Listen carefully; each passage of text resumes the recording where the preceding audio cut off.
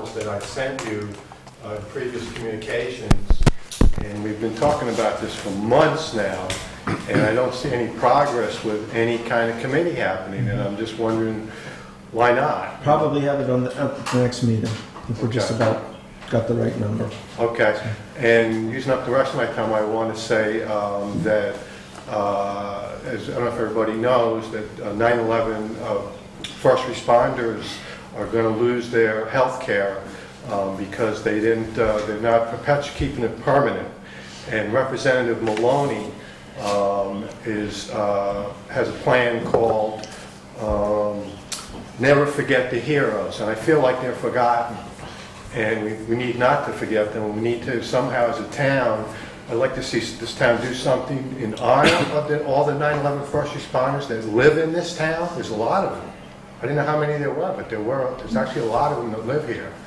And we should do something for them, and we need to, as a town, send a letter to our local representative to get them to pass this Never Forget the Heroes Act. And I recommend everybody go on YouTube and watch the video of Jon Stewart That was good. speaking to Congress. It was an amazing, he ripped into Congress for not standing up on this issue. Anyway, thanks. Thank you, Thanks, Steve. Steve. That's it. That's it. Don't really have any announcements. I guess the one that comes to mind, I was contacted by a film student from NYU today who's filming a short film here in Woodstock on private property, so there was no safety insurance concerns, although she did send me an insurance certificate just in case they happened to do something on the sidewalk. But they said they were going to be doing a casting call. They're going to be sending information, which I'll post on Facebook in the next day or so. So if anybody's interested, they're looking for extras, and I think the note said something about 10-year-old boy. So, Lauren? Lauren, Just a close shave and shave the beard, it might work. I was thinking maybe they need like a grizzly old redneck or something. And then you say, Well, you would have been the first to come to mind. There's no doubt about that. So,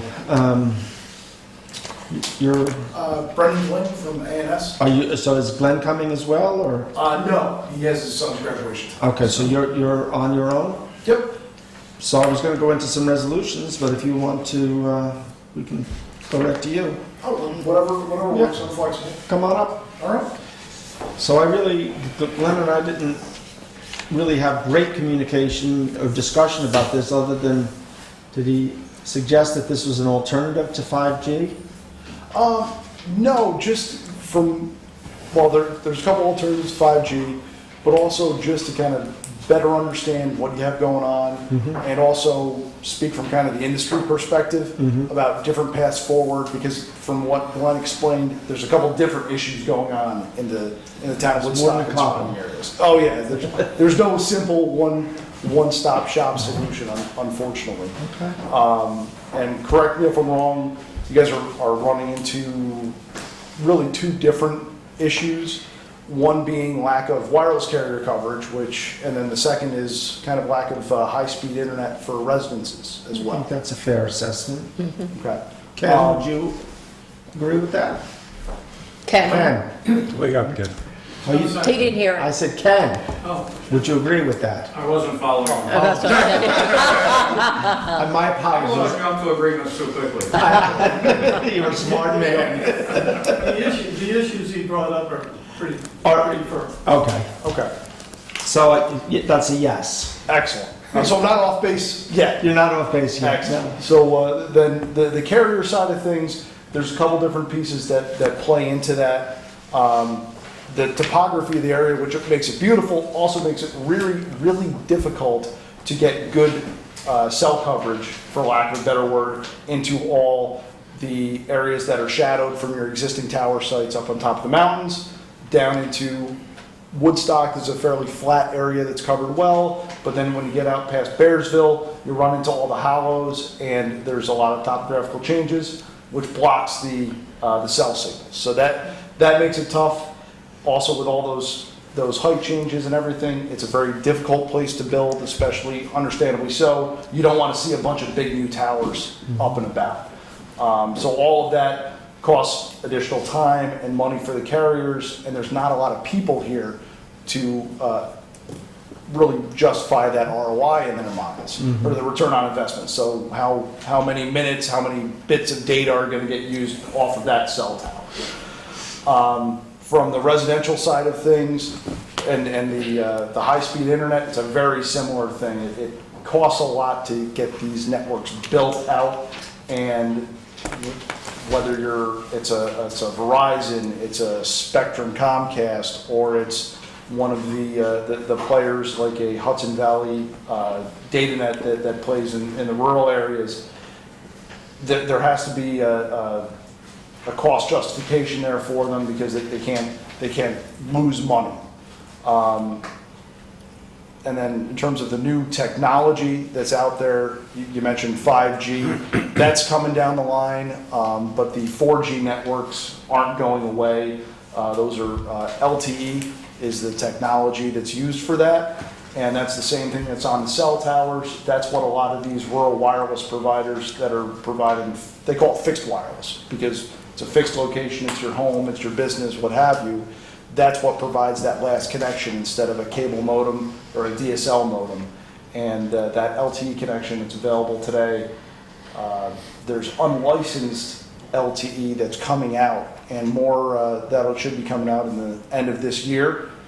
And that really reduces some of the licensing costs that these wireless providers have had to cover previously to justify building out more towers and what have you. But as I mentioned, the topography you have makes those towers very challenging. And you've got the opportunity, you already have a lot of utility poles out there, and the Verizons of the world, the cable companies of the world have equipment strung along them in the communication space. You also have the utility players, and in this area you have Central Hudson Power.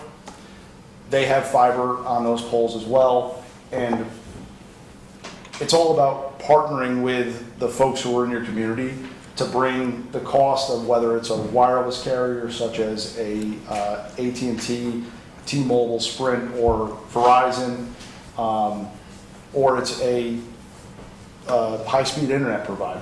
It's all about trying to remove the barriers to entry. Because along the pole lines, they have to go through many of the same siting challenges that they have for a cell tower. And really, I'm a nerd. I'm in this industry, and I live in Albany, and they built some small cells around my neighborhood, and half of them I didn't even notice, because there's already a lot of stuff up on the pole line that's always a big pushback, but there's the transformers and everything that's already up there, so visually it's kind of already cluttered space. It's not as much like a cell tower in my mind, where it's standing up 200 feet above the surrounding areas. So it's anything that can be done to kind of remove those barriers to entry from an ordinance and approval standpoint, makes it more attractive for those folks to come in here and build out networks. Because really, the getting into the pole line space, that's going to give you the best way to get up into all the hollows that you have off of the roads from Bearsville going westward, because it's just a tough area to cover, in as aesthetically unimpactful a way as possible. Because I have a question. yeah, absolutely. Removing barriers, do you mean cutting down trees? No, I mean, no, definitely not. That would not. No, I mean, removing regulatory barriers. So more making it easier for them to get approval from town board, building department, et cetera, to speed up that return. Because for a lot of times, a new cell tower can take anywhere from 6 months to 6 years to build, and and there's a lot of good reasons to not have a cell tower. Aesthetically, they can share infrastructure, etc. But the longer that drags out, the more costly it is. There's engineering costs, attorney fees, There's a bunch of environmental and historical items that have to be looked into, and if they're not done within a certain time, it has to go back to the, so they have incurred those costs multiple times. Yep. I got two short questions. First one is, did you say you have small cell up where you live, 5G small cell? No, they're 4G small cells right now. And the other question is, so we have fiber coming into the community already Yep. through on Central Hudson's poles? Yes. That's not from Central Hudson, they're using Central Hudson's poles, right? Yep. And is that Verizon or somebody like that with the fiber? Most likely Verizon, but then also the cable companies will also So use why that couldn't same. we just bring that fiber to everybody's house instead of doing this other stuff? There's a lot of costs associated with that. They call it the last mile, but it ends up being anywhere from the last couple hundred feet to however far. And there's a lot of costs associated. But we do have fiber in the community already. Yep, and it's all about finding a way to partner with all the stakeholders, whether it's Verizon, Central Hudson, or whoever. What about if every resident paid for their house to get fiber brought to their house from where it's already in? Could that be done? There have been approaches like that in the past. It's really challenging to get everybody on the same page. And also, there are, they call the public-private partnerships that have kind of sprung up in different municipalities across the nation that have kind of looked to partner up with the town and the folks who already have the fiber on the poles to try to bridge the divide in terms of subsidizing, deferring costs, making it easier for them to go. Just anything to drop that cost per user to get fiber to your home or to get the wireless to your home. So you're saying 5G is definitely coming to the community? It's all a matter of time because even a lot of these cell towers that used to be 3G, all the 3G networks have been or probably about 85% of them have been decommissioned at this point, and everything's 4G. It's kind of a natural progression in the same way that they use the frequencies that they had for 3G. They're now using them for 4G. Eventually, it'll be the same thing, but Yeah, 4G will be. frequency is different on 5G though. It's more intense and more more. That's one of the frequencies. They're going to end up. They're talking about using a lot of different frequencies long term, but the millimeter wave is Yeah, what and we're there are referring to. problems documented in cities where this has been rolled out already around the world. Yeah. We're talking about Let's serious let health him effects. finish. And that's way above what I would say my pay grade. Okay. We're just Oh, okay, hold on. We're gonna bring it back up here, okay. thank you. No problem. And so in terms of the stakeholders you have Central Hudson, they have the pole line. You have the folks, the Verizons, the Spectrum Comcast or Spectrum Charters. And you have also Central Hudson has fiber on those poles. So there are a number of different folks in the community already that you can work with. They have a vested interest. They're in the community, they want to stay in the community. They don't want to have a bad name out there or a bad perception. So what does your company do? We build the networks, we design the networks. We work for the Verizons, the AT&Ts of the world. We do a little bit of work, done some work for Central Hudson over the years. But this is a question that's coming up a lot because there's a lot of places with tough spots to cover, and it's about figuring out what the best way to do it is. We did one of the first steps is a feasibility study to say, okay, what assets are there, who's in the community, and how can that all be pulled together to put something. So who would you be doing that for? Who would you be partnering with? Oh, in terms of A feasibility study? feasibility studies are typically endeavored by the community. We completed one last year for a township in New Jersey, Franklin Township. They were more looking at it from a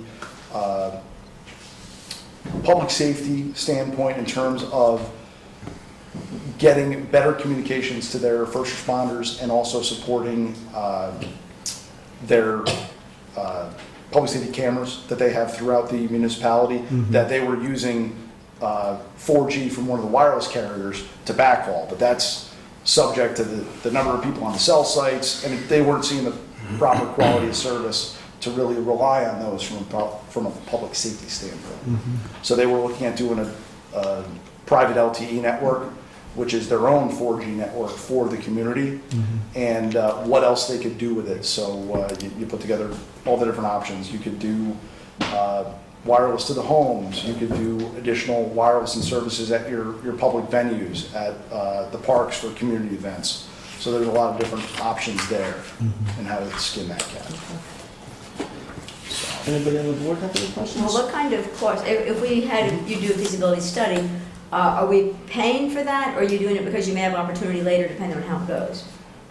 To keep it as neutral as possible, we do it as a paid service, because we don't want to say, hey, we're going to do this for free in the hopes that we're going to cash in on this somehow down the road.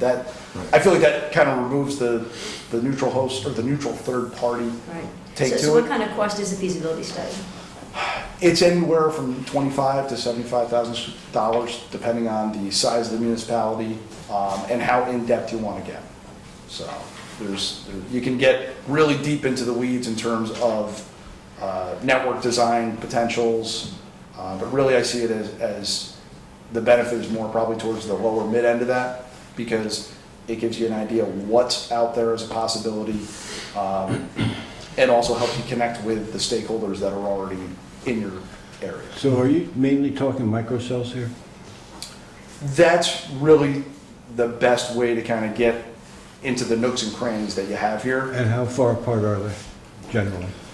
Those will be anywhere, depending on the network and the technology, from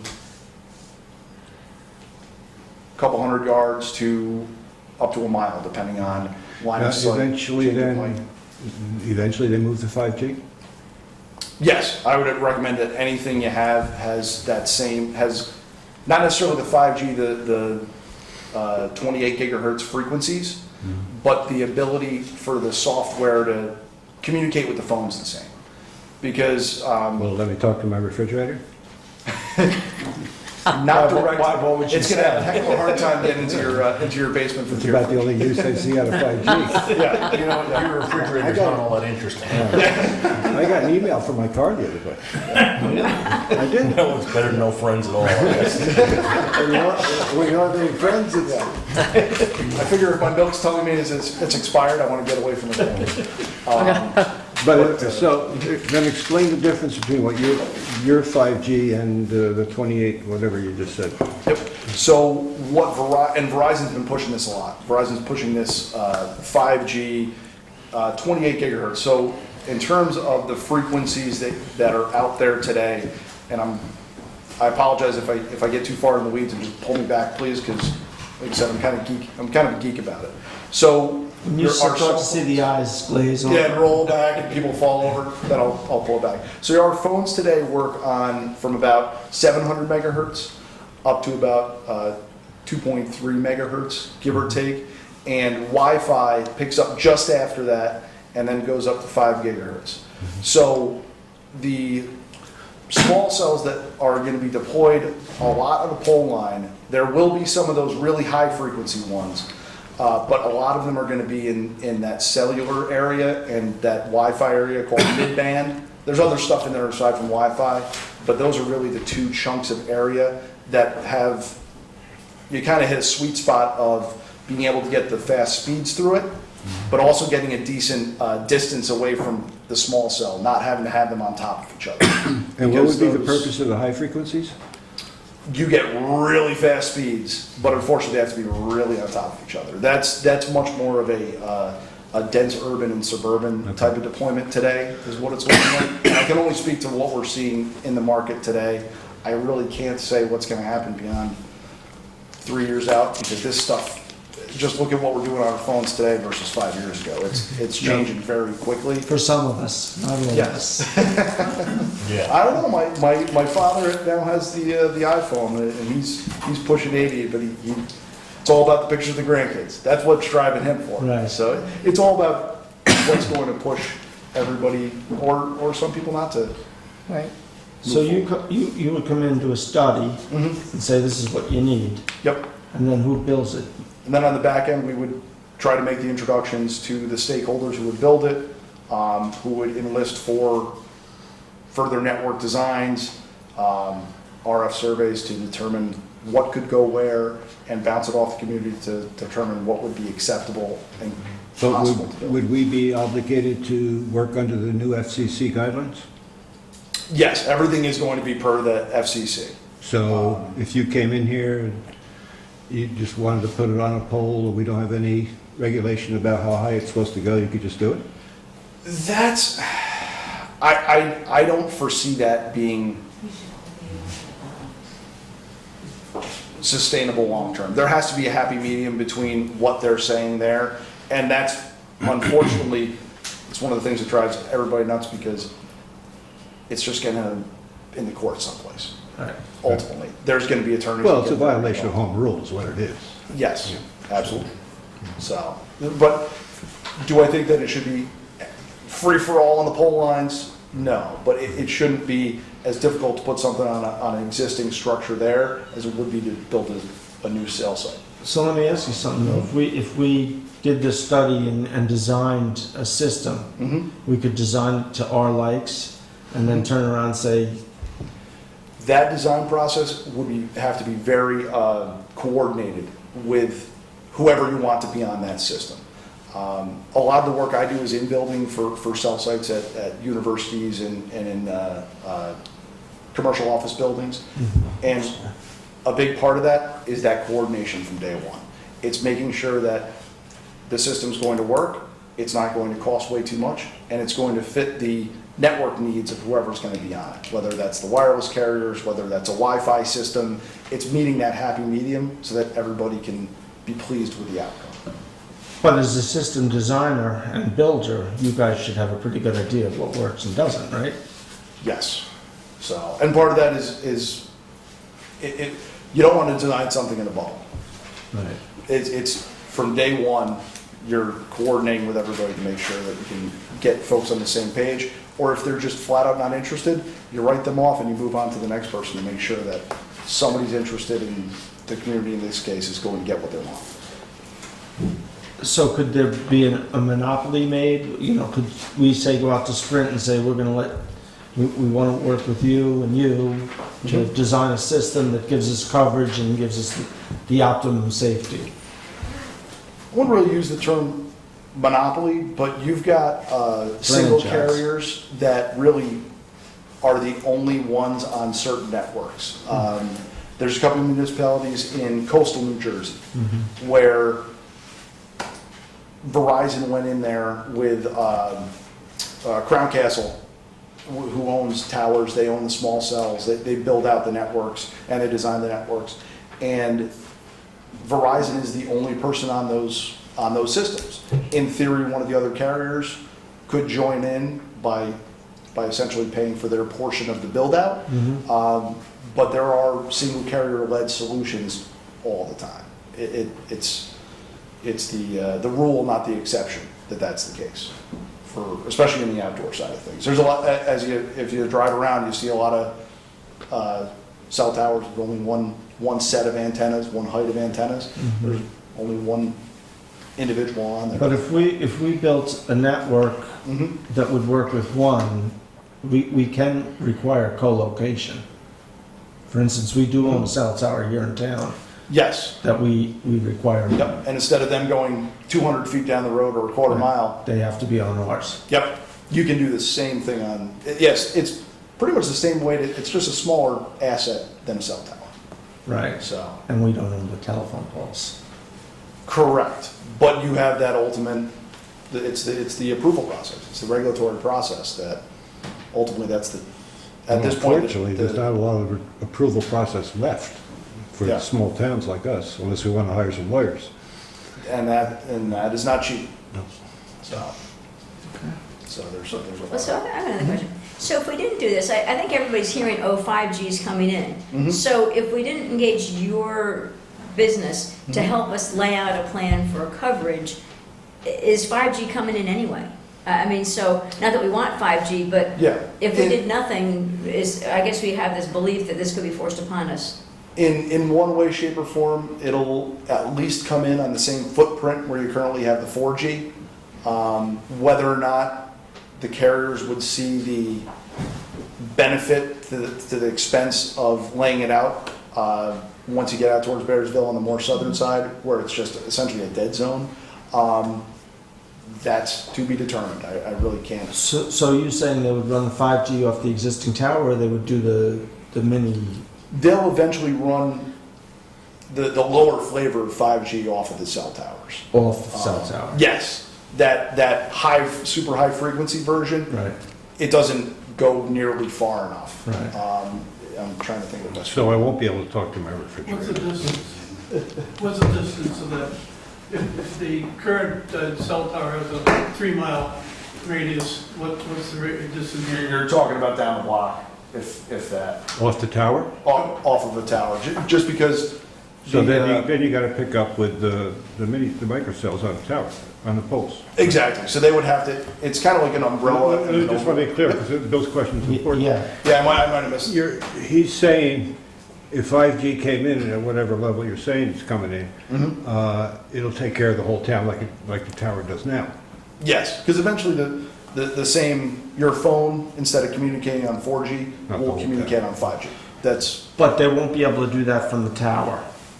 not for the super high frequencies. For the same stuff that's doing the 4G today, Yeah. it's eventually going to get refarmed and reused for 5G. Right.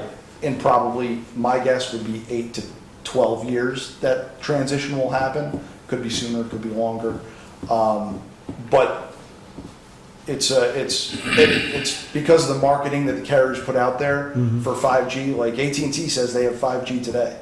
They don't. It's the same thing on your phone. It's literally just a different button lit up on your phone. Right. It's all about how more or less that next step is more how the phones communicate with the network than the high frequency that everyone has been putting out there. Like Verizon has been putting that 5G high frequency stuff. Right. That's more the high frequency than the 5G, because really it's just how your phone's decoding the information that makes the difference for the frequency bands it's already communicating. So- and I'm sorry if that doesn't. If 8 to 10 years, you said that. So you don't. That's my industry nerd guess. I'm not going to call you up and yell at you. You can. But you don't. So you don't think we will see 5G here in Woodstock for at least 8 years? Not entirely the way you see 4G here today. Right. And I could be wrong. The carriers may say, hey, we really want to make sure that there's 5G coverage in some frequency band for the campground so that the campers can be connected when they're there. You just can't, trying to figure out what the carriers are going to do is a tough. So I'm tough still step. trying to wrap my head around this. So when they move to that 5G, Yep. it'll be up on the tower, but then they'll need little mini towers all over town? If they want the same level of coverage that they have for 4G, there will likely be some small cells throughout the town. And honestly, if you want 4G along kind of like the Bearsville on the south road there, you really need some sort of small cell because you can't do it from a big tower. Right. So it's all about finding that happy medium of what the real world needs for both public safety, because you want to be able to call 911 if you have an accident, as well as weeding out what the marketing hype of 5G is. Right. Because I don't want to talk to my fridge. So- That's food guilt for I mean, me. we're talking about hundreds of millions of dollars worth of infrastructure over the country. Oh, it's Billions. It's Billions. It's a lot. I want to say that Verizon and AT&T spend on their networks between 20, and in terms of capital expense, from everything from their data centers to their cell towers to their fiber networks, they spend between 20 and 30 billion dollars a year. They've already done it. Right. Yeah. A lot of it is really just swapping out some of the equipment on the towers. It's really no different than how we're communicating today. It's just a different, instead of DSL, it's Wi-Fi. But seeing all those little things on the telephone poles. That's ultimately going to be the big question of how many do there need to be Right. how aesthetically upsetting are they to what's already out there? Does it just look like another transformer up on the power pole? Right. Or does it look like a big monstrosity with a bunch of boxes on the side of the tower, or side of the telephone pole? Okay. Because there's a lot of different ways that it ends up looking out there. I don't want to hold, you're not an expert on the FCC, I'm not asking you, but in your business, do you see towns or cities revisiting their zoning laws regarding towers and? There are, yes. You have whole states doing it. Ohio's trying to pass some statewide legislation. And you see people doing it with varying levels of success. City of Buffalo, in the early 2018, and timeline may not be spot on there, but they essentially went out to the carriers and said, okay, if you want to be on a pole in our municipality, it's going to be $700 per pole per year just to Buffalo, even though they don't own the poles. And the carriers essentially said, okay, then we're not going to build in Buffalo, because that cost breaks the model, if you will. Doesn't give them any sort of return in a reasonable standpoint. So I think it makes sense to come up with a municipal plan and try to find that happy medium between the loosey-goosey, what FCC is pushing right now, and finding a reasonable that both gives you, because ultimately there's a lot of research that's been done that shows bridging that digital divide and making sure that there's high-speed internet to communities helps distance learning, helps economic development from having small businesses, people working from home, not having to live in a city. They can work straight from their desk, because everything's video these days, and trying to do video over slow internet, it's choppy and upsetting in the whole line, so there's a lot. Well, I have a question, being the cynic here on the board. Yeah, absolutely. If let's say we go middle of the road here and it costs us 50 grand for this study, is there a guarantee that whoever comes in here to do the build out later is gonna give a damn about the study? There is no guarantee on that. I'm not going to You're not tell you saying. that it's a lot. Honestly, gets a lot further than anything else. So we could basically have the study done and then find it's not really useful. And that's the unfortunate thing. But the goal of the study is to leave the community in a better educated and better positioned place to work with the stakeholders that are already here, the Central Hudsons, the Verizons, the cable companies, etc. And basically, if you did the study, you do the study, and then you're done, right? Yes, Okay. and we'll make any introductions we can to help kind of make that happen and make those connections. But unless there was a design component that somebody wanted to have us do from the town side, from a Verizon, a Crown Castle, a cable company side, that would be, but really we try to just set the table and put it out there to try to make things easier, because there's a lot of acronyms and there's a lot of technical gobbledygook that's out there that you guys aren't in the industry. It's not what you guys speak every day, and it's easy to have a carrier come in here and start spouting a bunch of, which I'm sure for all the cell tower stuff. They come in here with lawyers and engineers, and this is why we need it, with a bunch of colored maps, and it's all about having somebody kind of working your side of the table to say, this is what that map actually means. This is what that heat map shows. So. Okay, I had, Go And ahead. there's other companies that do this aside from A&S. Oh, Yeah. Jackie. So- Hold on, okay, Jackie. Did you- I just wanted to ask a question. So right now, we have the cell tower, and that kind of gives coverage wherever we have in the village and outward. You do a feasibility study, and it shows what you can do to get coverage to other spots. Yes. Town pays for that feasibility study. Does that feasibility study then belong to the town, or can you at that point then sell it? Because my thought is, okay, there's a feasibility study out there, and now it makes it very easy for anybody else, other than who we may want, to come in and the use town's- that, That's the town's property.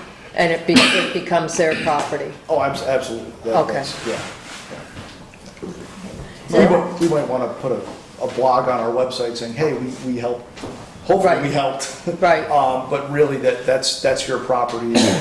That's you pay. That for was our my service. concern was, Yep. is this you know, We wouldn't go available out to other people No, we too, wouldn't go so out and that, shop it. Shop it. But part of it Okay. is that you would help make introductions. Correct. To, To the or stakeholders who are here. that we were interested in. Yeah. that Or like the a- town's interested in, Right. but, yeah. Or like a Crown Castle. They might own a tower here, but they're, They don't own the tower. yeah, I'm just throwing that name out there, but they're the ones that partner with Verizon on that, on a couple townships in coastal New Jersey. So that might be a good introduction. Just, They actually manage our tower, yes, yep. so. Laura? Yeah, the question I had, so the big discussions in town have been, because it's a wonderful thing to get coverage, and we have the Yes. tower today. It'd be a wonderful thing to have coverage everywhere, but the concern in town is when coverage is not fiber, when coverage is going through the air, that there's radiation or signals or other things that can be detrimental to people's health. So there's a big concern in town about what will 5G do to us health-wise? If it's not all running through fiber and running through a wire into Yep. your house, if it's running through the air, what is your opinion on the safety of these technologies, including the tower we have today, oh, by the way, of which things are going through the air? Yes, so my opinion, and this is just some dude's opinion, is that everything commercially available today in terms of what's on our cell phone, what's on that cell tower, I have yet to find any studies that show that give me pause about the technologies that are out there today. I have not done enough reading on the higher frequency stuff to speak to that. But honestly, there is a lot of holding back of the reins that's in the, in terms of the frequencies and the powers and what can be pushed out of those antennas, that there's a lot of holding back of the reins on that. So I'm not overly concerned. What do you mean by holding, what do you mean by holding back the reins? In terms of, you can only transmit at X power out of the antenna, and that X power The will only FCC go. Yes. sets that. Yep. And there's a lot of studies that are done when the carriers set the powers on the tower, they have to show that it's not going to be too powerful on the ground for human consumption. We do the same, we do the same thing for in-building systems, showing that, hey, that antenna in the ceiling is going to be fine. The Wi-Fi, all those Wi-Fi access points, whether it's in the ceiling at your office or next to your desk at home, all that is very regulated to make sure it's not going to pump out too much power.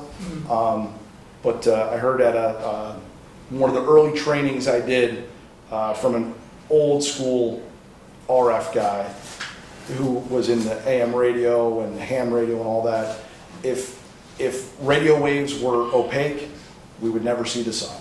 It's there now in terms of there's a lot of frequencies out there. There's whether it's FM, AM, whatever. There's a lot of frequencies already out there.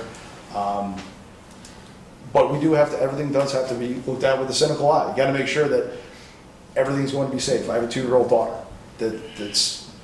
I live in a house that was built in 1920, so I'm pulling woodwork out wherever I can because I don't want lead paint. So you always have to look at everything with a skeptical eye. But I'm more of a centrist down the middle of the road in terms of it's not good to go up and put your face in the antenna, but it's also not the boogeyman that we can't see. I think there's probably a middle of the road down there. So. Any other questions from the board? Good conversation. Yeah. Okay, I hope this was helpful. I'm just going to take a couple of questions Yeah, sure. from the audience. Yep. Steve and then Jerry. Yeah, I want to ask you, did you hear that the FCC recently raised the regulation on the limits of the amount of power that a cell phone can put out from up to 3 watts to 30 watts? Have you heard that? I don't think that the 5G phones, work? and I think that's in specific frequencies, not kind of across the board. And yes, so. Jerry? Will we be able to use these systems and coexisting at the same time, integrated but coexisting on the same network? Yes, In terms of So we 4G, could have, 5G, we could have a and 4G, we could have a 4G transmission in one area that may feed Oh, the yeah. 5G Absolutely. as required. Yeah. And so we would set it up based on our actual needs, not somebody's dedication to one carrier. frequency or not. Yep. So they do coexist.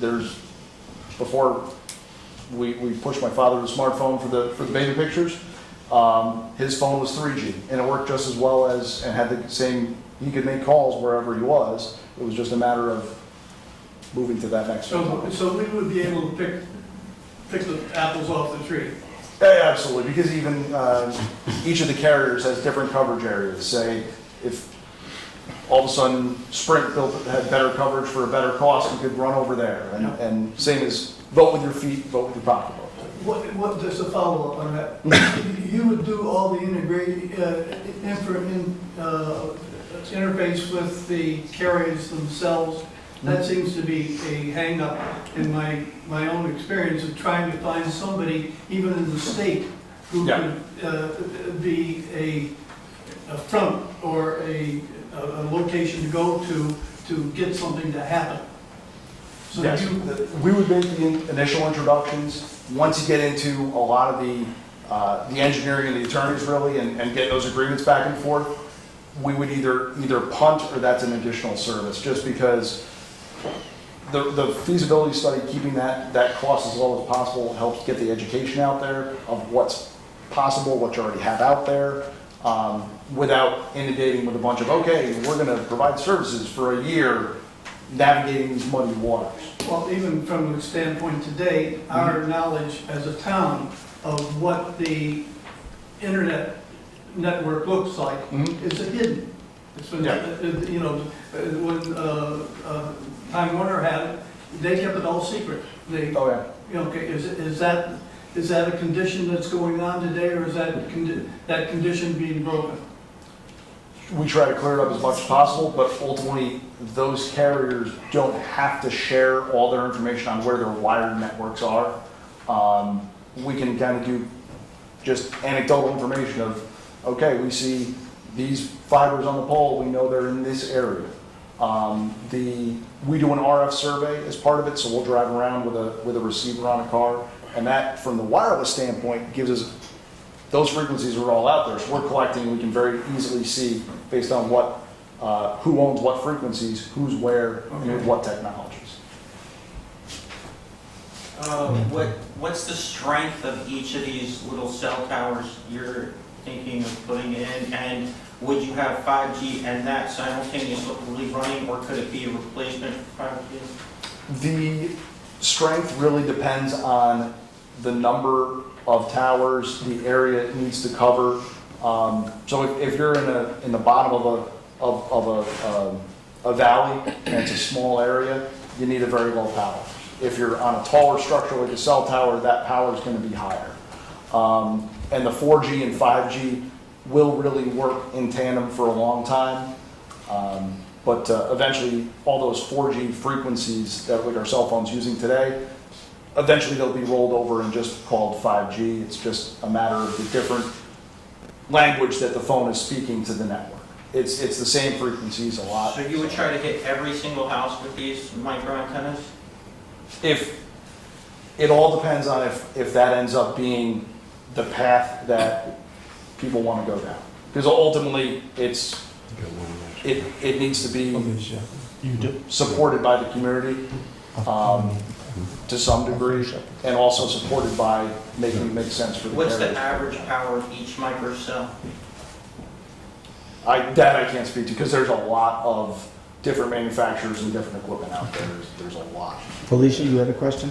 Yeah, And Steve. well, two things. Number one, has any study, or do you know of any study done, that's credible with regard to interference with receiving AM and FM or propagating low-power AM and FM radio frequencies and interference with equipment? And then the other thing is, do you know about what they're trying to put in now, the satellite-based wireless, which may be 5G, I think it's supposed to be 5G, and would that be obsoleting, towns spending money on putting in ground-based infrastructure. I would love to see that because that would be a lot easier. And also, it's pretty cool to think about having a constellation of things to communicate down. But ultimately for future use cases, and who knows what they may be, I didn't think I'd be watching videos on my smartphone 10 years ago. I can't say what's going to be out there. But to get up to a low Earth orbit satellite and get back down to wherever it's homing to, it takes time, and that latency limits what you can do. They're doing a lot to lower that and make it equitable to a terrestrial-based network. But I think it's really cool right now. I think we're a pretty long way from making it a reality in any kind of repeatable way. I know like HughesNet is one of the satellite-based providers of today. The latency issue is a big one with them. And then getting back to the AM/FM side of things, T-Mobile bought a bunch of 600 megahertz spectrum 3 years ago or so. So a lot of FM and TV stations had to repack. So they had to change their equipment, change their antennas so that they weren't bleeding into the different frequencies. From a low power FM standpoint, an AM standpoint, I can't speak to that. I haven't done enough research. But I know from the larger scale network standpoint, it seems like everybody's currently working together to try to minimize those interferences. Now the repack, just a second, I want to clarify what you said. It almost sounded like you were saying so that the FM and TV would not bleed into the 5G, or is it vice versa, or both? Ultimately, their frequencies next to each other, they're going to bleed both ways. But before that was out there, before T-Mobile bought that spectrum, there wasn't really a neighbor for them to worry about. So now, kind of think of the repack as good fences make good neighbors. John and then Steve. A quick question. When you answered Steve's question regarding potential higher power on handheld units, did you say watts? 30 watts. Well, I'm a ham operator, and I own UHF and VHF portable radios that put out a maximum about 4.9 watts, which requires an enormous battery pack to do. So I can't imagine that kind of wattage in a cell phone. The only way that I could think that's being calculated would be if you're looking at the EIRP or the total mean power that could come out of it. Because ultimately your phone is only, it's a little battery. And the more that it's trying to do, the quicker it's going to drain. So Yeah, I've read and I really haven't done any research into it in terms that's really something. I'm not a phone guy. I'm more of a device guy. So 30 watts doesn't compute. Yeah. It just doesn't compute. Yeah. Because if you think about it, You need a battery pack on your back. Just provide enough. Yeah. Because Yeah, but for the phone, people would do it. Yes. There would be one or Am I two. going to play Pokemon Go? So, Steve, last question. Yeah, so I just want to clarify something. With regard to what we were just talking about, I mean, that's what the FCC raised the regulation to allow. They didn't say that that's exactly what was going to happen. They raised the regulation so that they can do whatever they want, basically. But my question is, am I correct in straightening out this idea of 4G and 5G? And you said they're going to blend in all this. Right now with 4G, we have an X amount of radiation coming into the community as in this wireless technology. And then with the 5G, we're going to have another X amount of radiation.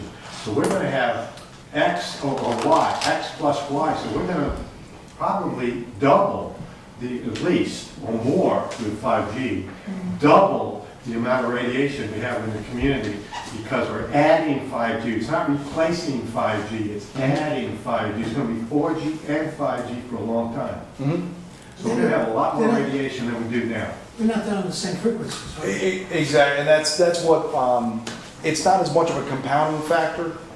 It's not like out of your hose, instead of getting 3 gallons per minute out of the same hose, you're going to get 6 gallons per minute out of a much larger hose. So the flow isn't really changing, it's just coming out of a different area of the spectrum. So I'm trying to find the best way to, but it's really, But the higher you're in you different, go you're in different lanes of the highway. The higher you go in frequency, the lower the coverage is, as far as Correct. radiation also. Both, Because you have yes. an inverse square law, which is going to limit that.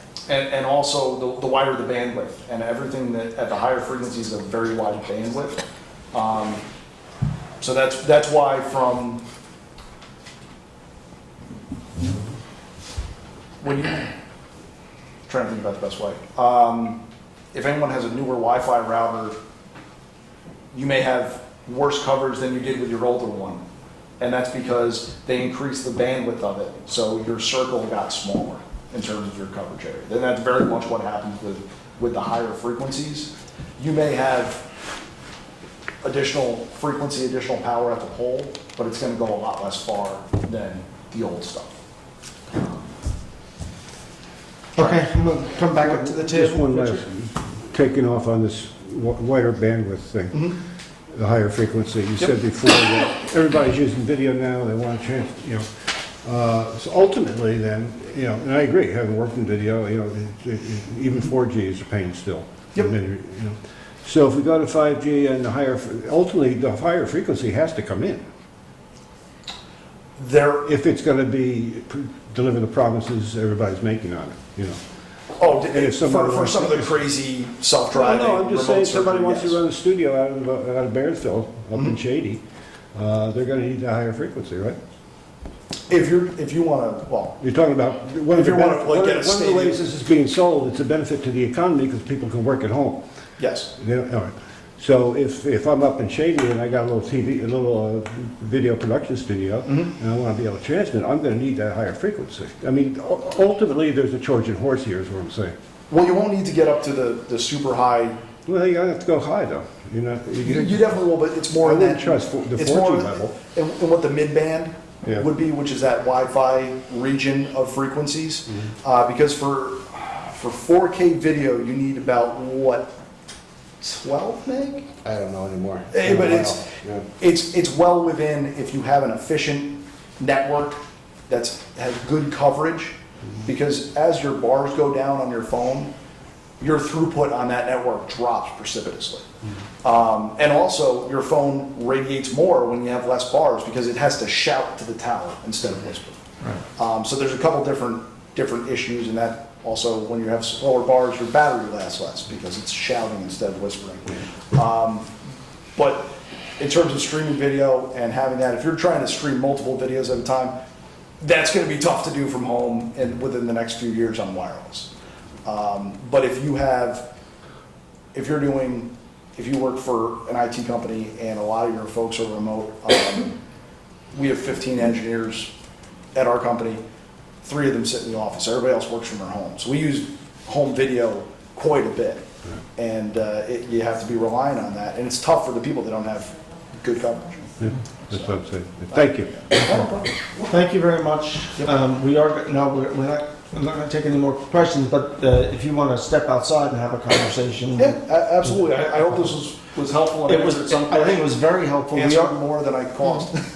We are going to be starting a committee to take a look at technology in Woodstock, the 5G issue and communication.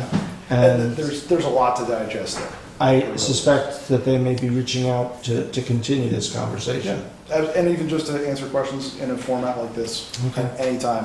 All It's right. it's a beautiful ride down here. Thank you very much. And- So glad I say congratulations on the graduation. Absolutely. Yeah. Thank you. Take Thank care. you. So I'm going to go off the agenda for a minute. We do have a couple of people who have expressed interest in telecommunications committee, and maybe I'll make a motion Mike Lavin, Jerry Washington, and Steve O'Mine have all expressed interest. Do you want to start with a short committee, right, and get it rolling? You got a hand up down here. I'm sorry, Steve Romine, Jerry Washington, and who? I'll volunteer. All right, so we got four individuals. Weston Blelock, too. I just want to double check with Weston. Weston did change his mind, he's back in again. He's back in, okay. So I'll make a motion to, Well, can you give me the names yet, Steve? hold Roman, on, Jerry? I'll do it in the resolution, and then we can talk about it. So I make a resolution to create the Woodstock Telecommunications Committee and appoint Mike Lavin, Jerry Washington, Steve Romine, John Laval, and Weston Blaylock to the committee. And Richard's refrigerator. Second. Everybody, any Yeah, no, questions, comments? All in I favor? think that's a pretty good group of people, actually. How are we gonna chair this? I'm gonna get too far ahead of you. And who is the liaison? Let's have the vote on this, and then we'll talk about the chair. All in favor? Aye. So the chair, Let them fight it out for a little while, see if they come up with a recommendation. I like that. Everybody down for a leg wrestle. You know what? I'm going to make a motion to appoint Jerry Washington as chair to get us started. Pro Ken, or something like that. Ken told me you weren't interested in being on the committee. I'm booked up. Yeah, okay. He's smarter than he looks. Jerry, so you have a resolution on the table? Did Jerry agree to being chair? Temporarily. Just to get the meeting started. Okay. You organize and get that, and then you guys can sit down and make a recommendation back to the town. Do we have a second? I'll second it. All in favor? Aye. Okay. And as some of you may know, Ken is my right-hand man when it comes to technology, so he will be interfacing with you guys from time to time. And, you should treat him as if you were treating, well, maybe you should treat him better than you treat the supervisor. So Bill, the other question is, as I recall, the comprehensive plan had a telecommunications section, so will that I be given will forward that. to Jerry? Actually, I may have already, but if not, I'll make sure that the committee gets it tomorrow. Guess the comp The plan. points from the comp plan, we took, for each committee that we're creating, we took a list, so I'll forward that to you guys.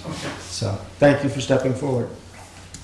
And until Ken figures out the electric at Rock City bathrooms, he can't do anything else. He's a busy man. We gave him the answer. Yeah. I also, He has to stop using the bathroom I'll on put Rock you City together Road. with Jason Malizia, because he's the Central Hudson rep, and he loves to look at this stuff, so maybe you two could. I don't think there's any mystery here. I mean, Yeah, I thought it was resolved, but, well, I think we want to dig into it a bit more as Right, far as okay. What was the responsibility. It's the car charger. Car chargers. So it was the car charger. Well, that's our gas, that's our that's gas. the gas. Well, not totally, but Have the charger's been repaired? No, not yet. Not yet. Okay, so no liaison to be determined? Is there anyone interested? You had expressed, Well, You got a lot on your I plate. have on my plate, and we talked about zoning, right, actually. and you, So if you give me zoning, I do have a lot on my plate. okay. I think with your expertise and experience from the planning board, well, let me step back. You didn't want zoning, right? No, I don't want some. Okay, Reggie, I'm gonna give you telecommunications. You'll be the liaison. Really? Thank you. Really, I guess. Did you feel it? Did you feel it come down? Listen, I just got a flat screen television. folks. I can feel the enthusiasm. Very enthusiastic. Hey, Reggie, What? you don't take the tubes to the drugstore anymore. You don't? Okay. You know, for a while. Sweet. I know these guys Black like to market usually tubes, meet Russian early, and you're tubes not available, so you have to talk to Jerry and let him know that you're working during the day. For all Yeah. the- But the liaison doesn't have to be at every single True. meeting. I mean, it's just the main Communication conduit between, back. yeah. So while we're on a roll, so the zoning committee, I was still waiting to hear back to see if there was another planning board member, but I have 5 individuals that we could appoint tonight on that. Those 5 individuals are Connor Wank, Ed Sanders, Dave Menzies, Jeff Collins, and Mike Castiglione. Cool. Do we? Jeff Collins was? Yeah. That's what. So those two guys. That's fine. Those 2 guys from zoning. I have one from planning. You know, Dave Menzies was also on planning too, so he does have that background. Ed helped write the Oh, he original wrote the original one, yeah. law. So the last name again, Castiglione, Castigny, what was his first name? Michael. Mike. So do we want to make that appointment? And I'd like to round that up to 7 because I think that's a lot, but we can search for 2 more members while they get started. Well, was there anybody else who's with Joan Laval here? Is there anybody else? No. Well, continue to work on that. Oh, okay. I'd like another planning board member if possible. If not, we'll go to the public. Okay, but Can no, I I- second your motion. Okay, let me make a motion. Can I just get the 5, Connor Wank, Ed Sanders, Dave Menzies, Michael Castiglione, and who's the other one? Jeff Connor, Collins. Ed Sanders, Jeff Dave Collins. Menzies, Jeff Collins, Mike Castiglione. So I make a motion to create the zoning revision committee as spelled out by the comprehensive plan, and to appoint Connor Wank, Ed Sanders, Dave Menzies, Jeff Collins, and Mike Castiglione to the board. Second. All in favor? Aye. Just a quick question. So we gotta wait till you get 2 more, or should they? No, I think they could get started You're and gonna need somebody to wrestle that one together. yes. Well, I volunteered to be, So No, I'm- but I If don't, you let me- do you So- wanna call the meeting then? I'll appoint Laura as the liaison to the town. okay. Actually, no, I'm not gonna, I'm gonna amend the resolution to include Laura Ricky as a member of the board, not a liaison. As a member of the committee. As a member of the committee. So now we have 6? Yes, yes. If I could have a second for purpose of discussion. Second for purpose of discussion. Okay, so originally, we did talk about actually the possibility of having 2 zoning, 2 planning, 2 town board, and a member of the public. So, Zoning revision, so, that changes. any questions, comments? Well, so you're looking for one more to make a 7th then? Yes. So am I de facto the liaison in addition to being a member? Yeah, you're the conduit. But you can still talk to us if you want. Do I have to? No. Set yourself up for that Absolutely not. All in favor, while we're laughing? Aye. Okay. Okay, and I will, if somebody can give me contact information for everybody, I will gladly call them. I'll work on getting both Emails. committees Okay, okay.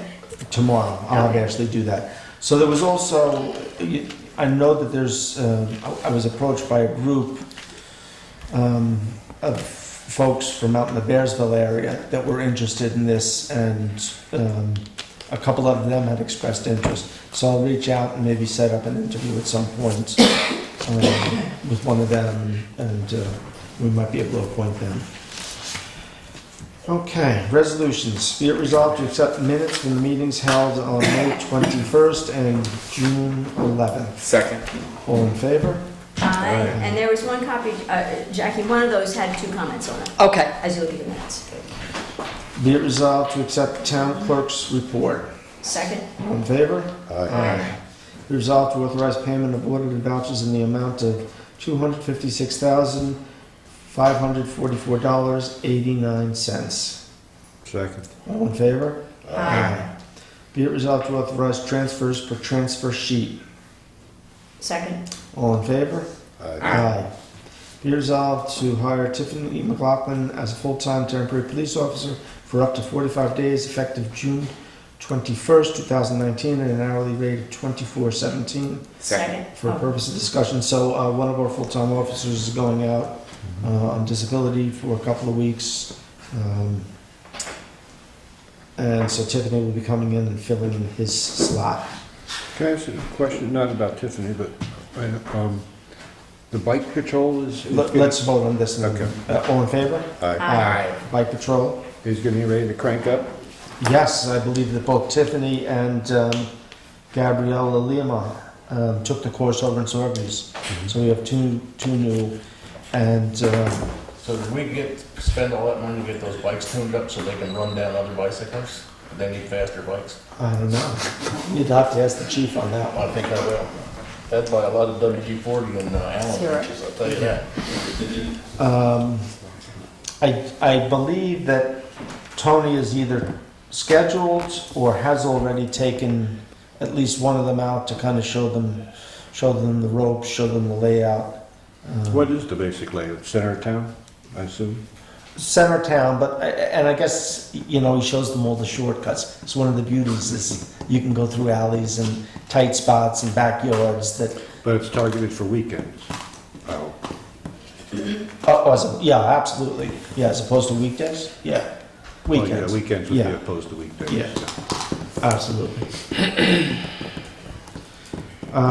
that your own question? Yeah. Be it resolved to accept the resignation of Jacob Doyle as Town of Woodstock Police Officer effective June 10th, 2019. Second. I think Mr. Doyle got a full-time job. Good for him. I forget if it's Connecticut or Massachusetts, but it's about an hour and a half away, so. All in favor? Aye. Wish him the best of luck out there. Be it resolved to amend the agreement regarding the village green between the Reformed Protestant Dutch Church of Woodstock and the Town of Woodstock dated April 19, 2005 to add the following verbiage to F2, and in parentheses, or displaying of any items, objects, and/or wares.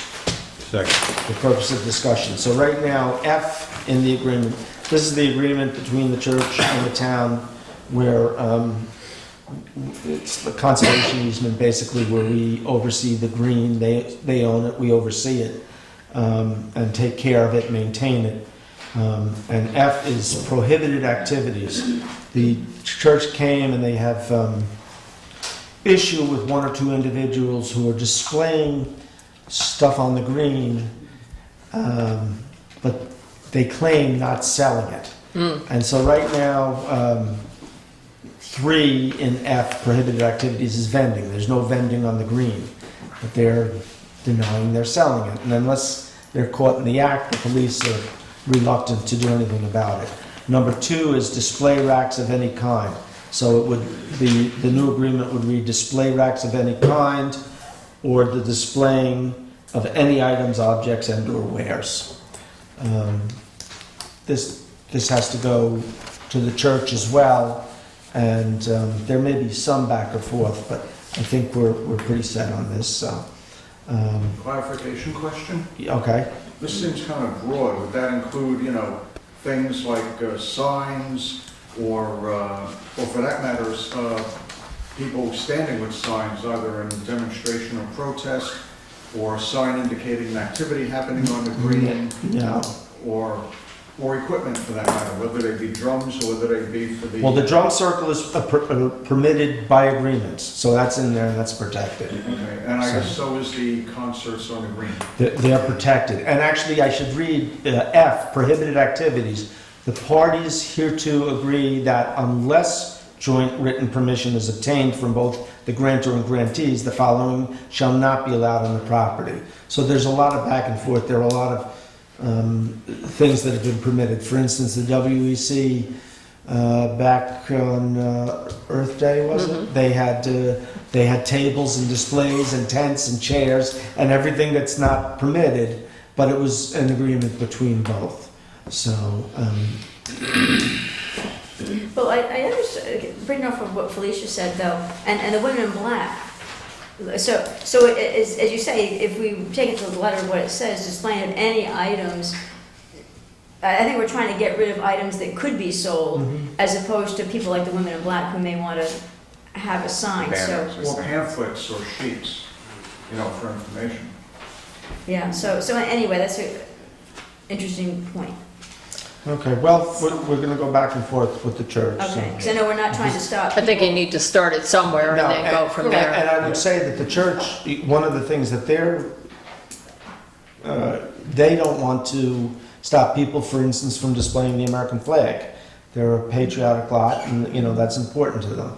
So we feel that this won't inhibit it, but they'll be back and forth. But you may want to add words like displaying of any items, objects, or wares that could be sold. Well, this is what their initial board we've talked about. Right, but I'm just saying, if you add the word that could be sold, then if you just have a... The problem is if we put selling in there, then the police... Oh. But if you say it could be sold, as opposed to would be sold, if you say it could be sold, like a painting could be sold, a poster with women in black, anyway, we're just brainstorming, I thought Felicia raised a good point. Okay. I don't know if protests would fit into any of this. Well, it's not public, is it? The green is not public. The green, except for our little portion of it, is not public, correct? It's private property. So the church could really say to anyone, no, you can't be on this property, or we don't want you on the Absolutely. green. They could. So this is They- not, they still yeah. have that power, whether we had this change or not, they could still do that. Correct. Whether we're amending this. Correct. So. But They- I can't see them coming down heavy on the women in black. No. No, and they never have. In fact, we may have writing on that back and forth from the beginning. That was, my recollection back in 2005, was something that we all agreed was there and not a problem. Just like the drumming circle. With that, I'll call the question. All in favor? Aye. Aye. I'll keep you updated with regard to the activities with the church. I just wanted to re-identify the word selling, between the exchange of information, what Felicia was talking about, and the actual displaying of, because selling was the main point, right, of the, No, they don't want people I know displaying. that was the discrepancy. I know. Yeah, because right now you can't vend. It's illegal to vend. Sure, but you can share information, is that right? Well, if somebody wants to hand you a pamphlet like the women in black, Yeah, that's what, I just want to follow this thing. what's happening is people are putting artwork out there and that's what's being objected to. Because the church is saying that. But again, That's the church is very much opposed to having, there's a line, and I'm not sure where it is, but I know Right. there's a line that they don't want to cross with regard to potential, well, I was thinking of political speech. For instance, Maria Elena, you and I have been involved with the Women's March, and I know that there's a discussion every year with them about the content of the speech on the green. It's their property. They have a right to Say yes or no. and they don't want to hear Republican or Democratic bashing. They want to keep it to the message. Nonpartisan. Nonpartisan. Right. Yeah. And they've been very supportive of that march over there. Very. And really, if you're gonna be working off their property, handing out pamphlets, it might be courteous just to ask them. Well, that's what I was curious, if you have to go through them themselves or. It has to be a A written joint. agreement between the town and them. When somebody approaches, and I know Jeremy was the same, when somebody approaches and say, hey, I'd like to do blah, blah, blah, I send them to my contact at the church, get their permission, and then come back to us. Sure. My feeling is it's the church's property foremost. I hear you. They- You've been very, yeah. They've been very generous in sharing it with the town, Sure. so I try to be very respectful of their wishes, and I always send them there first. Yeah, because you don't want them to shut it down altogether. No. Okay, that's good. Okay. Be it resolved to appoint Grace Murphy chairperson to the Complete Streets Committee. Second. All in favor? And just a reminder that the first meeting, these are open meetings, is a week from tonight on June 25th, right here at 7 o'clock. Okay. And last but not least, be it resolved to set the following fees for short-term rentals. 1, an application fee of $50. 2, an operating fee of $50 for the first bedroom, plus $25 for each additional bedroom, plus $250 for a non-owner occupied Second. building. All in favor? Any questions? Aye. All in favor? Aye. Okay. That's it. Angela, you can report back. Those are annual, except for the first one, those are annual. Those are annual fees.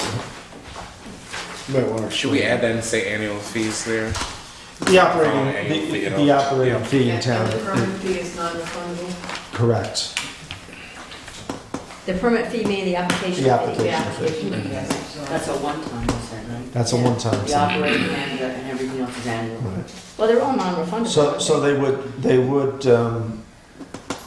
would put in an application, and in the following year, they would sign an affidavit. The operating permits, correct me if I go a little astray here, Angela, the operating a letter for the operating permit fee would go out with a call for an inspection and also affidavits. You would testify that the application remains the same. If there's a change to the application, a new application would be presented, and that fee would be collected again and go through the process again. So the application fee is just a one-time fee? Yeah. Why is it so inexpensive? $50 sounds like nothing. Yeah, but you might not be approved. You might not get it. You It might not might get be it. approved. What do you mean you might not get it? You might not get approved. You might start the application fee and say, oh my God, I can't, I'm not gonna go through Or you this. might not pass the inspections. Yeah, you Or you- might, the building inspector could get out there and start to look around and that's when you have an opportunity to bail. The town has already put time and effort into it, so we don't wanna, we have to cover that expense, but we wanna make it reasonable. And then the operating fee. So then if they changed that, say if somebody had something and they decided to change the shape, do building inspection or zoning change to whatever it is that they're putting out there, their house or the apartment, would they have to go through another permit If anything on the or an application fee? if anything on the application changed, They would have to reapply? they would have to reapply. Okay. Any questions, comments, announcements? Thank you, Angela, for Yes, give our thanks to everybody in the building department. It's, So I would also add, and then we talked about this, that we'll start accepting applications next Monday. Next Monday? Whoa, we've not set cap. We can work on that and get that done. Not till next month unless they have a special meeting. Let's try and resolve it and we can call a What's special the issue? I meeting. didn't catch We haven't that. set the number of cap, the number on caps. On caps. Well, but the applications can come in, but do you have an application form already? Is the application form set? Yes. So they can be given Well, that? where are you guys? The other gun. It's pretty well done, but it's, the idea again being you have a cover sheet and all the supporting documentation to make a complete application. And we're gonna see how that works in terms of, process. I would just, that the department has for years, made their own forms and made adjustments to Oh, the okay. forms. So they'll tweak it. We've given them the information. Okay. Richard and I worked with them. Okay. Well, I would think since we're just starting to collect applications now, I guess I'm not sure why we have to have the caps already set, because the applications are coming in. I'm not sure what our turnaround time is that we're saying. Yeah, have we told anybody how fast the application will get turned around? We can't because it's all It's all contingent there. on a complete application. Right. And that application is based on what the law requires. Do you want from to set a the property. cap? Well, Hold no, and I understand what Laura's saying. I'm not, the cap isn't desperately needed tomorrow. I just was surprised. I didn't know we were announcing that we're starting Well, this next Monday. The law is adopted. The And law, Angela's shaking her head. the laws, She's laughing. Nick's gonna write an article on Thursday or something. Felicia's gonna run this. the law's enforced. Yes, the law is enforced, but the it's- process has to be hammered out, because that's what's we're gonna have to take care of. We want the public to have confidence in our ability. I just wanna make sure everything's ready. I agree. And I don't know if we're ready. I didn't know we were gonna do this. I don't know. What is not ready, Yeah, Angela? we're ready. What is not ready? What did she say now? just the we're caps. ready. The fees, But are let me ask you ready. something. Do you Right. want We to, need that. do you want Right. to set the cap at, I think we need to discuss that. I don't know. Well, if let's, we're ready. Because you have but hold on, hear me out. Okay. What I'm suggesting is, we know we have 326. Yep. So, we could set the cap at 330 for now, and then break it down into the two categories at a later date. And at least then we know we don't get an overrun. If you guys wanna vote for that, go ahead. I'm not in favor of that. Okay. What about 350, which gives I'm cushion? going the other way.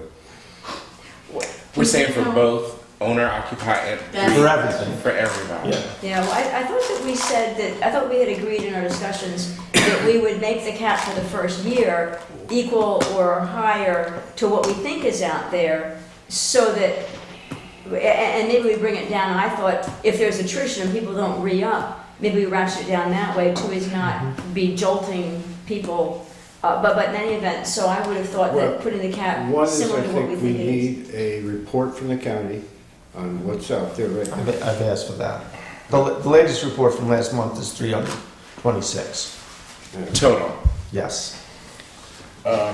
We're talking to our next meeting is what, 3 weeks? Yeah. And they're gonna start this on Monday. We're gonna start collecting applications. Well, that's, okay. Yeah, I would be okay with starting it up. I don't think we're gonna get, if we get 700 applications in 3 weeks, well, then you can all tell me that I was very badly mistaken. But Angela will never come back. But what I'm I don't saying think is, that's going to happen. I don't, if the building department tells us they're ready, and, then they're ready. If they're not, they're not. I don't want to, I agree with Angela, I don't think this should, I don't want any a lot of confusion at the first, people come in, what the hell you doing, what's going on, you don't have everything ready. We do have the cover application, and we do have the papers that we want to be underneath that application. So somebody coming in and applying for it, we'll give them the cover application, and then they need to go and Get collect their documentation. documentation. I would also just remind everybody that this process is already pretty much in place. People come in to apply for different things, like accessory apartments, or like B&Bs, or all the other businesses in town. It's basically, with a few tweaks, the same process. It's the same process that's going to send them over to the planning board when they need site plan review, and it's the same process that they're going to use to send out the operating permits. So this isn't totally brand new. There are some nuances to the process. Well, we should expect that over time, we're gonna want to refine it, because this is brand new, it's a big deal. So I'm happy to see us embark on it and then refine it as needed. Because, and half the year is already gone, and I know that we've said, well, we're expecting people to do this, because even though half the year is gone, they've been operating in business, we've been talking about it's been illegal, now we've at least made it legal for them. So if we wait too long to really roll out the application process, the season might be over. So I'm comfortable if the building... We've given them a process to make it legal. Right. And so if the building department feels like you can handle receiving applications, are you saying that you do feel like you can handle receiving applications on We Monday? could accept them, but the public has to understand that when they come in, it's all contingent upon having a complete application. That's Mark Clay. Sure. Sorry, Mark. Sorry, Mark. Okay. Well, it'd be important to know what he's saying. Richard, is your committee still going? No. I would think that your committee would stay on for at least 2 or 3 months in case there is no, I'm serious. But I mean, right now, you're not doing anything. But if once a month for the next 3 months, you get together with the building inspector, with the office itself, have a meeting with them and find out what's going on, or even every 2 weeks. Or you and I could do that. I mean, And see what's going on, so that you can feel if there's a... I mean, it's not going to happen immediately. I mean, they have to get to the county, they gotta have that piece of paper from the county. Yeah. What if we were to pre-approve, say, 200? I don't think that's gonna happen in 3 weeks. I don't think so either. Yeah, I know. And then if it hits 200 in 3 weeks, we can put a little short-term moratorium on there until we have our next meeting and see what we want to do with it. Right. Or we just we deal with the cap at the next meeting. Yeah, I guess what surprises me here is that, I would rather start at the first of the month. I mean, I wanted to start this in April. I just wanted So to why are you see. pushing it off? Because I think the connotation of all this, what people are going to perceive is something totally new. It's a new structure. They don't know about processes or anything like that. They now have to come here and do all this work, which is fine. I just think they need a little time to just... But it's the same process. You guys want to do it? It is the same It is the process. same. Well, and we had 3 public But hearings. people are going into it new. Yeah, that's okay. Yeah, but Well, that's not entirely true. But they came for the public hearings. Everybody knows about it. because we had room packed full of people. Yeah, but not 344. And I can tell you at least 3 or 4 of those people, and I'm sure it's much higher, but at least 3 or 4 people in the audience have already been through the planning process for various My things. only concern here is that the rollout is smooth. Well, it may Okay, or but it may what not happens be. between now and next month to make it smooth? Yeah. It's only a week. Everybody's ready, everybody's prepped, everybody knows the answers. Jackie's gonna get calls, your office is gonna get calls. Yeah. Yeah. I will do it. That's The okay. first of the month is only 1 week I- later. I- We're talking about June Jackie says, 24th, I'm just and not wait, the doing first a of the month calendar, is I'm just only doing a calendar date for next year, I, when it rolls over. Oh, it's gonna roll over the first of the year. oh no, it's Right, a calendar year. it's a calendar It's a year. calendar year thing. So they'll have to do it We again in agreed to that January, in the correct? beginning Yes. because- So you get them because- now, everybody gets used to it, because they're January all should be operating. smooth. You're right. You know, Should be. yes, I know that people are gonna grumble and say, oh, I only get for half a year, but no, that's not true. They won't But be they've doing had it. how many times free? Right. Right. All this you get time the whole free, year. when they shouldn't have. So let's just say, I mean, I just want to play this out a little bit. Let's say somebody shows up, gets their thing in on Monday, they're back by Wednesday with all the paperwork intact. Is Butch ready to go out? Is there all this ready to go out? Absolutely. He Absolutely. better be. That's what you hired him for. Well, that and other things. Zoning That- enforcement. Yeah. It's a snap, it's easy. So do you have a copy of the application No, and the affidavit? no. Kristen Eckroyd Rhodes. Can I? I will see the final. Well, I don't know if you want any discussion of, I know I said 350 before, but you said he goes lower. We can hold off. I don't think Rich was Thanks. also that he's never seen it. Well, I did see it. Yeah. Thank you. Richard's got me choking. Thanks, Angela. You wait till the cold start then. Reggie wants to. We've actually been getting a lot of phone calls. I think it's gonna be easier to tell them that we're ready to rock and roll rather than to tell them we're not sure when it's happening. We don't know anything. Angela, do you think that the process is, as far as like saying, well, if they pick up their paperwork on Monday, it's not gonna be like 2 days and they have everything? No, based on what's on that list, they have to come back with a good number of backup, including a site plan, for parking, for trash. Yeah, this will take some They have a lot of data to pull together, and then they have to be scheduled for an inspection. Right. Right. So approval will take a while, so they have to gather the information, they have to wait for the inspection, Well, they there's have to wait for the answer. There's also in that we promised a handout, which is not. Well, the handout, we're gonna hit Ashley. I've already started to put that. Okay. You're talking about the checklist for you. We're talking about the No, checklist and the no. law. No, the handout to the owners. Yes, the law. What's notarization, notarized affirmation of law? What's underneath, You're you're gonna, I think on the next you're page. gonna swear that you've read it and you're Understood. You're gonna swear? well, it's an affidavit, absolutely. Oh, I wrote it, so of course they're gonna swear. Oh, shucky darns. Angela, did you want to see this? Anybody have anything else? So are we gonna wait on the cap, or are we gonna do that? Wait No, on we're the waiting cap. on that. We're going home. I'm fine with waiting. I mean, I didn't think it was that critical. I don't think we're gonna get that big of influx. But if we were gonna do it, I would propose about where we are. Well, if people know first come, first serve, because once you hit the cap, it's based on first come, you may have more of a flood than you think. Yeah. If people want to make sure that they're the ones that get accepted. Well, if you said 10, I think you get a flood. If you right now, I'm we not have worried about hitting the 336. cap in a week. I'm worried about this town's philosophy on what we're gonna do Right. with that cap. Right. And that's what people need to think about. Right. If you're fine with the way things are now, then it's 340 or whatever it is.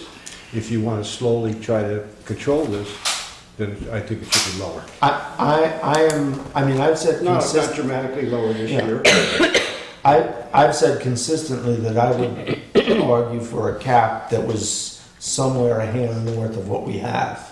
I don't know where you want to go north. Well, I'm talking about one or two to pick up anybody that might not be on the list. And so the number is through We 26. also haven't debated, we also brought up, and I'm sorry, Richard. No, go Richard. That if you hit the cap, whatever the cap is, and somebody comes in and, it's a financial need for them, are we going to have a way that they can go over? There always is. Is there? There's the variance, there's a Well, zoning board of appeals, you can't. Yeah. Well, but remember, the cap is a town board resolution, could be changed every week. That's true, that's true. But here's the other side of it, Richard. You had brought up the point, we put in the law that, that we could end up with 2 caps for non-owner occupied. It's in the law, yeah. Yeah, it's in the law. So let's wait and see what we get in terms of owners and non-owners. Yeah, no, I'm not worried about Yeah. reaching the cap right now. I'm worried about how the town board feels about what the number should be. Well, that's what we get to talk about till next There's week. 2 numbers, there's non-owner occupied and there's owner occupied. Well, my feeling won't change. I mean, I think we should go with about what we have, maybe just a hair higher, and then over time, work to reduce that. Yeah, and I agree with that, because I don't want to be causing a jolt to the current property owners. The whole system is going to be a little bit of a jolt to begin with, and I believe if we want to ratchet it back, doing it smoothly, but I think it would be a jolt if we made the number 200, if we know that there's 325. I think, I'm not going that low. I heard you say it a few I minutes said ago. lower. But you also brought up the point, so do we all? But the other thing about the cap, because there's 2 different caps, That's until right. we get the information from the county, we can better figure out what's owner occupied and what's not owner occupied. I don't think we have any business setting the cap. Well, I'm not sure we're gonna get that clear a picture. I went over the numbers with you, Right. and out of the 326 on the list, I believe 149 had the owner at a different address from the property, which to me indicates it's not owner occupied. There was an additional 35 that went to PO boxes that were in the town. 10 of those, I know the people, and I know for a fact they lived at the address where the Airbnb, the short-term rental was. So there's another 25 out there that may or may not be. So, if we go based on that, you're looking at roughly 175, 180 are non-owner occupied, if all 25 fall into that category. And then you also have the issue of passing the inspection, Yeah. which will give you some attrition. Oh, that's a good point. That's a very good point. I think a lot of them are not going to pass the inspection. Yeah, or have trouble getting Right that off, I paperwork. think they're going to have to make a lot of And they'll have to adjustments. Be making some changes, Yeah, or else decide not to do it. What if we? I doubt that, but yeah, I know, they like to, If we cap only non-owner occupied at say 200, which is above what we think the level is. But I just as soon have some time to think about this myself. Yeah, I would too. I don't think I think you can wait till the next meeting. I don't think we're gonna get that flooded. No, I'm not worried about being flooded. I just want us to make sure we're correct, we are in agreement on this, and the process can move So forward. I think you've started a healthy discussion. Yes. This is an excellent But I don't dialogue. go to the doctors this week. This is an excellent dialogue we've had here. I'm glad we communicated. I did see it. So, okay, well, I had a couple of announcements, so. Do you want the announcements now, Bill? Go ahead. Okay. So one of them, and this, I was at the Historical Society's, I missed Rennie Cantine on Saturday, but I went afterwards, and one of the nice ladies there, and a wonderful exhibit, by the way, it doesn't officially start till June 29th, but she did say, can I hand one of these out to everybody on the board? So I'll I think hand I one have out. enough. You have enough? Well, anyway, we can pass those down. She did ask if I would do so, and I would, and the postcard says, Woodstock music in tune with the times, 1600s to present, June 29th to September 1st. We'll let you hand And I will say it's a very cool exhibit, That so, was a very nice exhibit. yes. And people Is we this on know, people we know on the, Do you have this on Facebook? I put the events on Facebook. Oh, so- Each, Oh, Is the town and the Historical Society friends on Facebook? I don't know. We should like each other. I mean, not you and I, but, I don't want to be friends with you. no, I'm talking about the town and the Historical Society. Yeah, the actual exhibit opens June 29th. Right, That's a week from Saturday. yep. Sounds exciting. Saturdays and Sundays, 1 to 5 is what it says. So, anyway, she just handed it to me and said, well, I pass it out, and yes, indeedy. The next thing, as I mentioned last week, the Eco Challenge. If you want to get in the ecochallenge.org, which is focused on plastic bags and trying to avoid reducing your use of plastics. It's another challenge, like the drawdown was a challenge. So the Eco Challenge, I think it's July 1st through, yeah, it's kind of the month of July. So it's a good thing to practice using fewer plastics. And there is a team called WEC. So David Gross opened up that team, WEC. If you get on the Eco Challenge, it'd be great to join Woodstock's team, which is WEC. And the other thing, which is, I'll make it a message for everyone, in case people did not know, our New York State government did alter the primary election process. As you may know, if we had a presidential year, we might have had a presidential primary in April. If we had federal, or House of Representatives or U.S. Senate, we'd have a primary in June. Everybody else's primary was in September. And so what our New York State government decided to do was merge the June and September primary. Across the state, there's only a primary in June. So if you're thinking, oh, there'll be a primary in September, there will not, because the primary that would have been September is merged with the June primary. And this year in the town of Woodstock, as most of us know, you only have a primary to decide who's on the line in a November election if you have more candidates than you have seats. The primary in New York State is June 25th. It is 1 week from today. Polls are open noon to 9.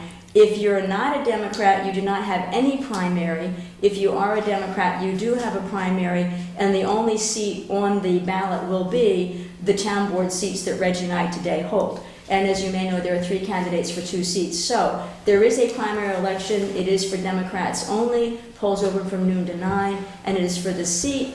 And I hope people come out and vote, because democracy works best when everybody votes. June 25th, noon to 9 at your regular polling place. And you should have gotten an orange postcard from the Board of Elections.